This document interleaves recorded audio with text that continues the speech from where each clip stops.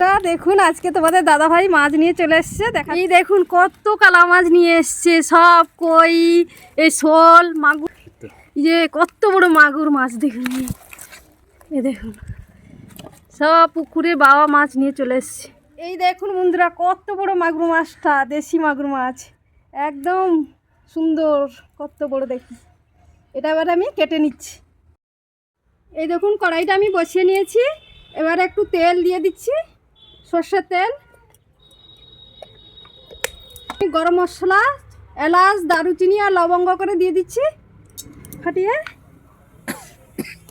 আর তেজপাতা দুটো, একটু সাদা জিরা দিলাম,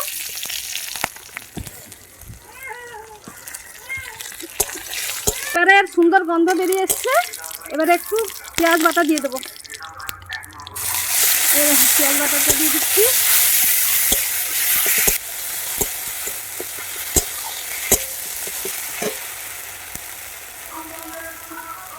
লঙ্কা বাটা দিয়ে দিচ্ছি, শুকনো লঙ্কা, কাঁচা লঙ্কা বাটা,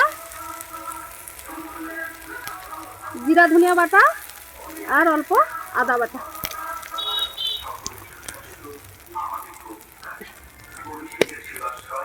অল্প একটু জল দিয়ে দিচ্ছি মশলাটা কষানোর জন্য। হলুদের গুঁড়ো একটু দিয়ে দেবো, দিয়ে আমি মশলাটাকে ভালো করে কষিয়ে নিচ্ছি। এবারে লবণ দিয়ে দিচ্ছি। এই দেখুন লবণটা আপনারা স্বাদ মতো দেবেন আপনাদের, আর দিয়ে একটু ভালো করে কষিয়ে নিচ্ছি।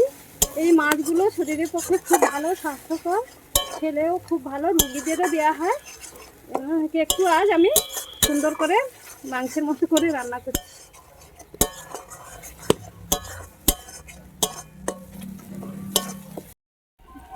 এই দেখুন 4 পিস আলু দিয়েছি এতে, আর কি সুন্দর মশলার তেল ছেড়ে গেছে, দেখুন কালারটা কি সুন্দর এসেছে দেখুন।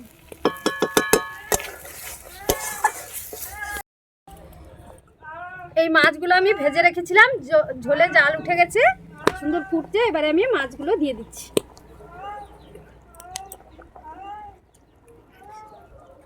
ঝোল আমার রেডি হয়ে গেছে, দেখুন কি সুন্দর কালার এসেছে, পুরা চারদিকে তেল ছেড়ে গেছে, দেখুন খুব সুন্দর হয়েছে। আপনারা বানিয়ে খাবেন, দেখবেন খুব ভালো লাগে, আর আমাকে কমেন্ট করে জানাবেন কেমন লেগেছে আপনাদের। টাটা বন্ধুরা, আজকের মতো এটাই।